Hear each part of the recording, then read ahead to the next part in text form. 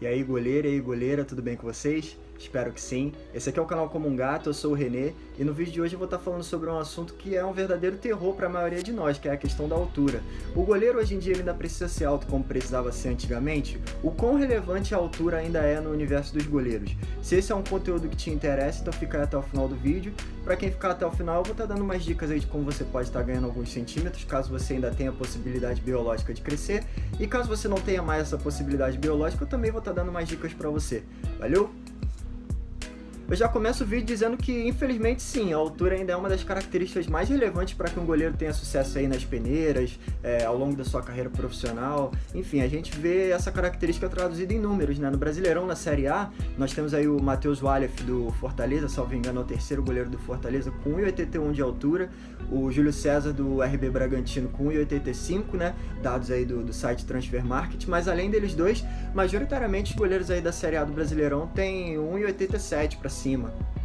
E esse é um padrão que se repete ao longo de muitos anos no futebol aqui do nosso país, né? Esses números que eu mostrei aí são uma evidência disso. E se a gente levar em consideração que ser goleiro já é muito difícil, e além disso, né, aqui no nosso país, as pessoas com mais de 1,90 são minoria, se torna ainda mais difícil você ser goleiro profissional de futebol masculino aqui no Brasil. Nesse momento eu me refiro especificamente ao futebol masculino, porque eu não tenho muito conhecimento de como funciona essa questão da altura no futebol feminino. Eu prometo que eu vou estar me inteirando sobre isso, buscando aprender um pouco mais para no futuro estar fazendo uma parte 2 desse vídeo aqui, englobando mais o futebol feminino. Mas se você é goleira, pode continuar aqui nesse vídeo que no final tem umas dicas para você também, caso você tenha essa necessidade por ganhar alguns centímetros aí. No entanto, eu me arrisco a dizer que no futuro, talvez não muito distante, essa realidade possa mudar um pouco. Por que eu digo isso? Porque na Europa a gente já consegue observar um movimento diferente, onde goleiros de menor estatura estão conseguindo um espaço muito bom. Na Premier League, por exemplo, quem não lembra do Guardiola quando assumiu o Manchester City e trouxe o Claudio Bravo de 1,84 para jogar no lugar do Joe Hart de 1,96. Quando o nível técnico do Claudio Bravo começou a cair, o Guardiola trouxe o Ederson de 1,88, que não é tão baixo, mas é bem menor do que os 1,96 do Joe Hart. O Guardiola poderia ter trazido o Joe Hart de volta do Torino, ele estava emprestado, no entanto preferiu trazer o Ederson, que ainda estava bem distante desse 1,96. Ainda na Premier League, o Matt Ryan, titular do Brighton já há muitos anos, tem 1,84, assim como o Claudio Bravo. 1,84 é menos do que os 1,85 do Júlio César do RB Bragantino. Na Bundesliga, no Borussia Dortmund, quando o Weidenfeller se aposentou, o Weidenfeller tinha 1,90. Pro lugar dele, o Borussia trouxe o Roman Burke, goleiro suíço, que tem 1,87. Todas essas alturas que eu tô comentando aqui são dados conforme o site Transfer Market, tá? Vou colocar o link aí, as referências, as fontes na descrição. Mas enfim, o Roman Burke de 1,87 também não é tão baixo assim, mas é menos do que 1,90, já tá diminuindo um pouco. O Roman Burke jogou 2 Copas do Mundo pela seleção da Suíça. E aí você pode falar pra mim, mas Suíça não tem nem bola, Suíça não tem nem futebol, ele tá lá por falta de goleiro, não deve ter outros goleiros melhores do que ele. Engano seu, porque o titular da seleção suíça, que também joga na Bundesliga, joga Champions League, também jogou 2 Copas do Mundo como titular, é o Jan Sommer, do Borussia Mönchengladbach, não sei se eu pronunciei aqui corretamente. O Jan Sommer, ele tem incríveis 1,83 m, jogando Bundesliga como titular, jogando Copa do Mundo, jogou 2 Copas do Mundo, jogou contra o Brasil, inclusive, na última Copa do Mundo, jogando a Bundesliga como titular, Champions League como titular, Copa do Mundo como titular, e também ele não é titular por falta de opção, porque o terceiro goleiro da seleção suíça, o Marvin Hitz, ele é reserva do Roman Burke no Borussia Dortmund, e salvo engano, vou colocar na descrição a informação mais detalhada, mais precisa depois, ele tem mais de 90, se eu não me engano é 1,92 m que ele tem. Na Espanha, por exemplo, o Barcelona. O Barcelona já tem quase 2 décadas que não tem um goleiro com mais de 1,90. Tinha o Rustu, salvo engano, com 1,87, vou colocar a informação na descrição depois. Depois teve o Valdez com 1,83, igual o Jan Sommer, é muito baixo. Depois o Bravo com 1,84, agora o Ter Stegen com 1,87. Não poderia deixar de falar aqui também do Keylor Navas, das últimas 5 finais de Champions ele jogou 4, ganhou 3. Foi isso? Acho que foi isso. Vocês me corrigem nos comentários se eu estiver errado. 1,85 e assim, a gente vê cada vez mais goleiros entre 1,85 e 1,87 assumindo lugares de destaque aí no futebol europeu. E como forma de comprovar que essa tendência não dá o menor sinal de que vai acabar, ou de que vai terminar, ou de que vai diminuir, na base do Barcelona, você consegue ver goleiros como o Arnau Tenas, por exemplo, de 1,85, jogando praticamente todos os jogos como titular, sendo convocado para as seleções de base da Espanha. E o que todos esses goleiros, ou quase todos esses goleiros... Assim, ainda tem outros goleiros também com baixa estatura, que houveram aí também nos últimos anos, como o Cacilhas, o Barthez, enfim. O que todos esses goleiros, ou quase todos esses goleiros, têm em comum, né?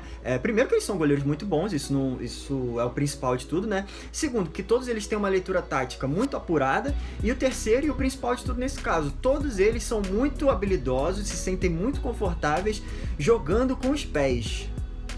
E aí você me pergunta, bom, o que tem a ver o cara jogar com os pés?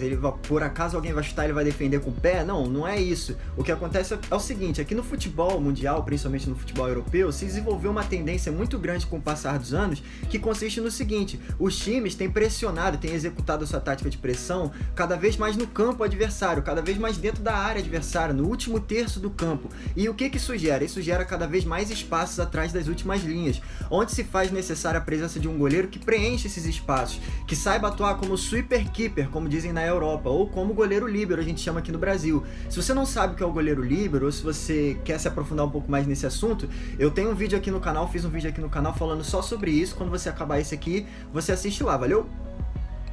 E falando um pouco mais sobre essa questão tática, para poder entrar um pouco mais nesse assunto, hoje em dia os times prezam muito pela superioridade numérica, nessa questão da superioridade numérica em todos os setores do campo, no primeiro, no segundo e no último terço. E para que isso seja possível, para que as jogadas sejam construídas cada vez mais de trás, onde todos os jogadores participam, onde você atrai os pontos de pressão, liberando espaços em outras áreas do campo para você poder fazer essa transição de forma mais suave e você conseguir mais espaços para você transicionar o seu jogo, para você andar com o seu jogo, é necessário que todos tenham boa qualidade com os pés na saída de bola, desde o zagueiro até os laterais, os volantes e principalmente não, né, mas inclusive o goleiro. Hoje em dia isso é tão evidente que eu me arrisco a dizer que daqui a um tempo a nomenclatura dos esquemas táticos pode até mudar. Hoje em dia a gente fala 4-4-3, 4-4-2, daqui a pouco a gente vai falar 5-3-3, daqui a pouco a gente vai falar 5-4-2, porque o goleiro, ele tá cada vez mais inserido nessa questão tática como mais um jogador de linha,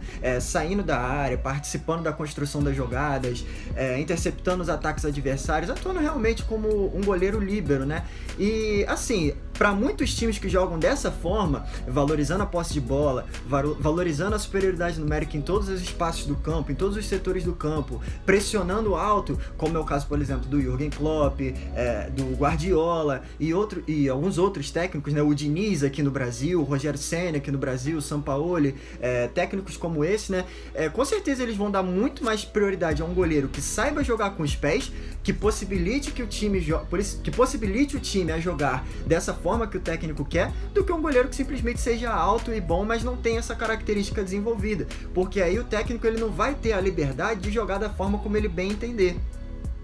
É claro que isso é uma realidade ainda muito distante aqui do nosso futebol aqui no Brasil, porque infelizmente, vocês vão entender por que eu digo infelizmente nós somos o país do futebol, então aqui tudo demora mais para chegar, porque os gestores, os técnicos daqui, eles são muito mais resistentes às mudanças, né, a aprender com os gringos, digamos assim, porque nós somos o país do futebol e teoricamente são eles que deveriam aprender com a gente, tem meio que essa cultura, essa arrogância aqui no Brasil, e isso faz com que as tendências táticas modernas cheguem sempre primeiro lá, porque lá eles estão se capacitando muito mais, estão trabalhando muito mais, estudando muito mais, embora talvez eles tenham menos talento do que aqui, mas lá eles têm muito mais esforço, eles buscam se qualificar muito mais que os treinadores daqui, ou do que a grande maioria dos treinadores daqui, na minha opinião. Então essas inovações táticas demoram para chegar aqui, sempre quando vem um treinador trazendo essas inovações, ele se destaca, como por exemplo foi o Jorge Jesus no Flamengo, o trabalho do Rogério Ceni no Fortaleza, enfim, outros exemplos, o Sampaoli,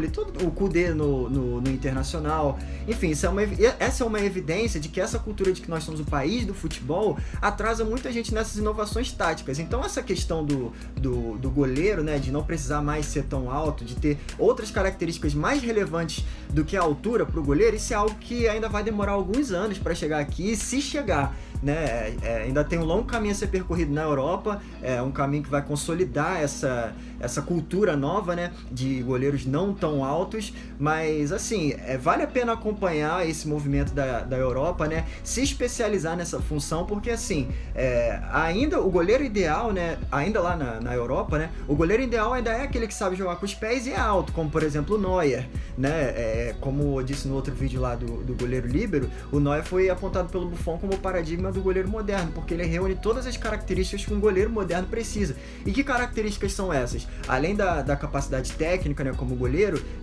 a confiança no jogo com os pés, a leitura tática e também a fisicalidade, né, a questão da altura, a questão da força, tudo isso ainda é necessário para o goleiro, mas quando nós vemos goleiros de 1,83 como o Sommer, jogando Copa do Mundo, batendo de frente com seleções como o Brasil, por exemplo, a gente consegue ter uma esperança de que no futuro essa demanda por altura pode diminuir um pouco, e você já consegue ver em vários clubes de elite do futebol mundial que goleiros mais altos estão sendo preteridos em relação a goleiros mais baixos, mas que têm essa qualidade no jogo com os pés, essa leitura tática e essa condição de desempenhar essa função de goleiro líbero, que é uma função cada vez mais incidente no modelo tático moderno.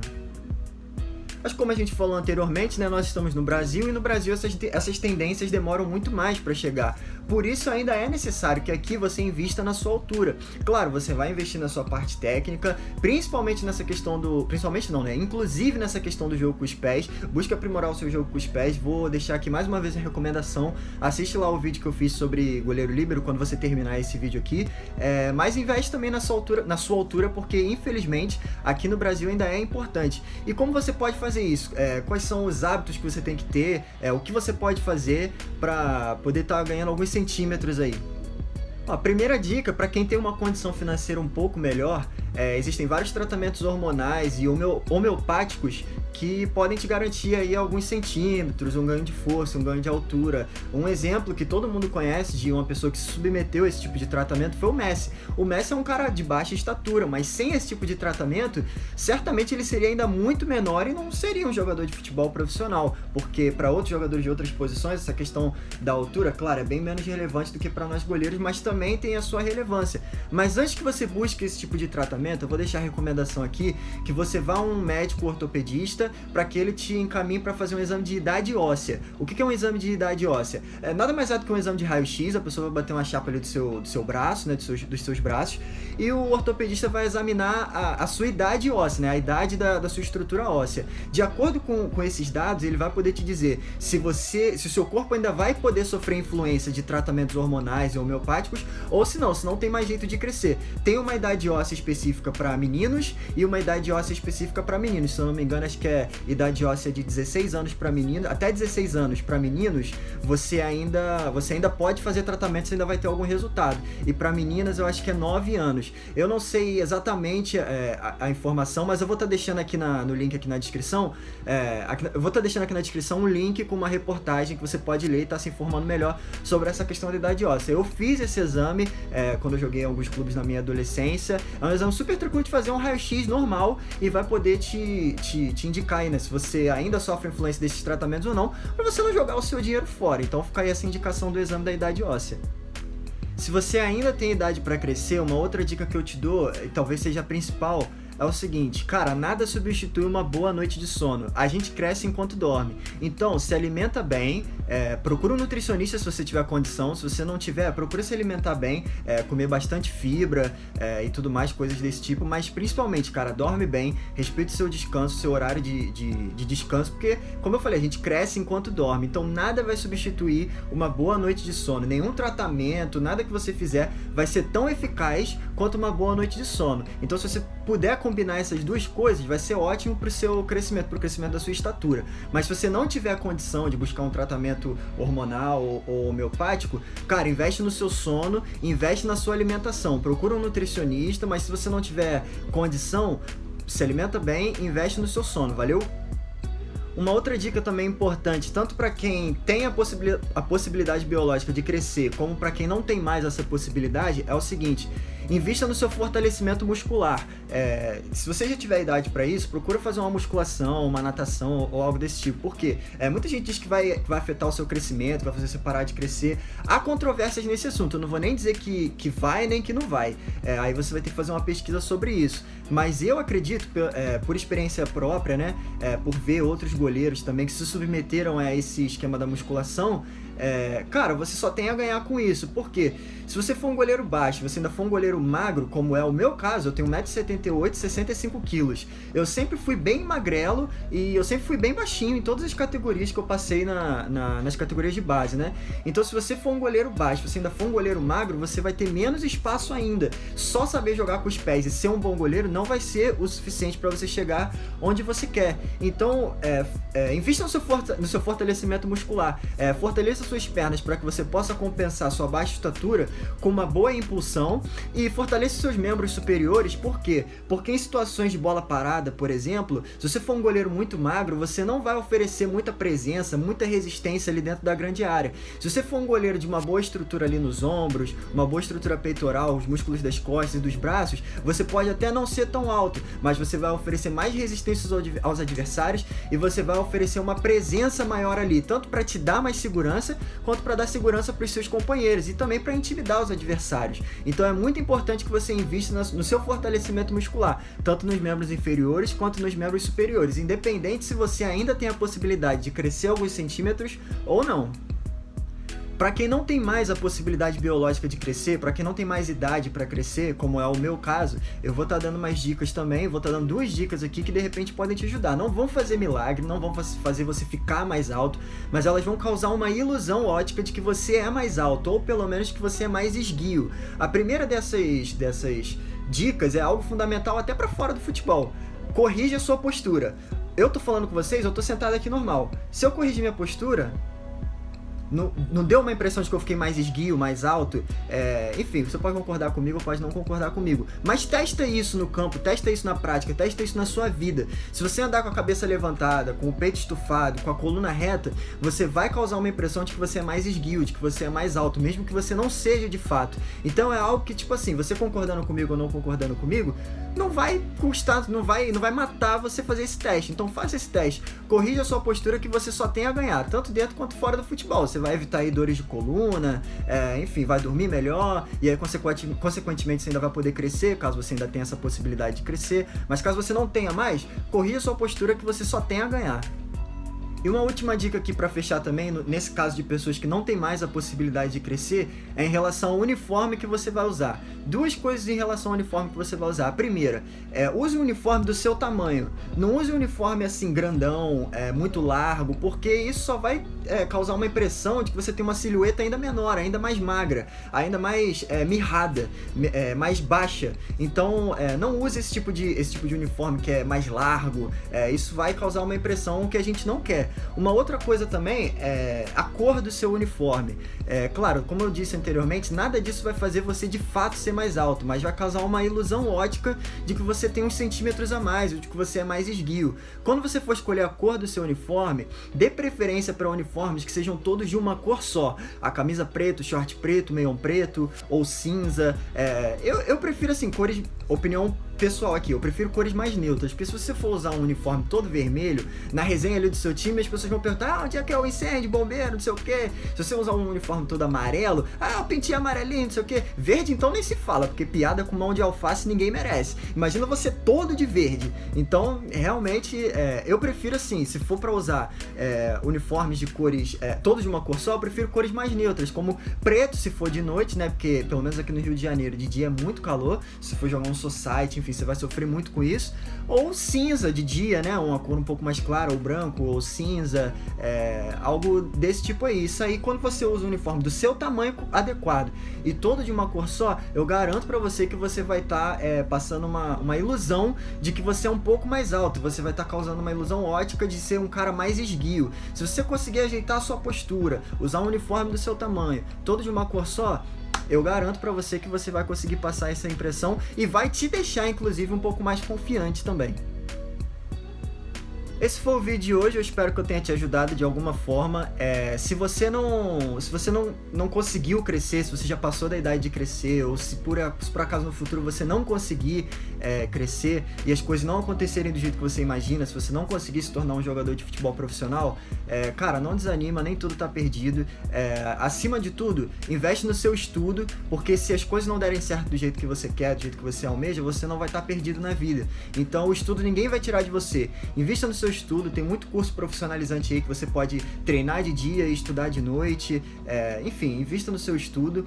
Se jogar futebol o que você quer, não importa o que, eu indico que você esteja dando uma olhada em outras modalidades, como por exemplo o futsal, que tá crescendo cada vez mais aí no cenário nacional. O futsal também é muito interessante, tem umas oportunidades interessantes. Se o seu negócio for o campo mesmo, você pode estar buscando aí umas agências de intercâmbio. Tem muita agência aí que pega o seu DVD, suas defesas, e leva para mercados periféricos do futebol, né? Como por exemplo a Europa, o leste europeu, Emirados Árabes, Ásia, lugares como esse, né? Me enrolei um pouco aqui pra falar, mas é isso. Enfim, cara, não desanima, continua treinando, continua se aprimorando. As coisas podem não acontecer do jeito que você quer, do jeito que você almeja, mas você vai ter a consciência tranquila lá no final da sua caminhada de que mesmo se não der certo, você fez tudo que estava ao seu alcance para conseguir. Então continua treinando, continua se esforçando, trabalha no seu jogo com os pés, porque isso ainda é muito importante. Enfim, é isso. Se eu te ajudei de alguma forma, deixa um like aí. Se tem mais alguma coisa sobre esse assunto que você queria comentar que eu não falei aqui, deixa aí nos comentários que você pode estar ajudando alguém. E é isso. Obrigado por ter assistido até aqui. Até os próximos vídeos.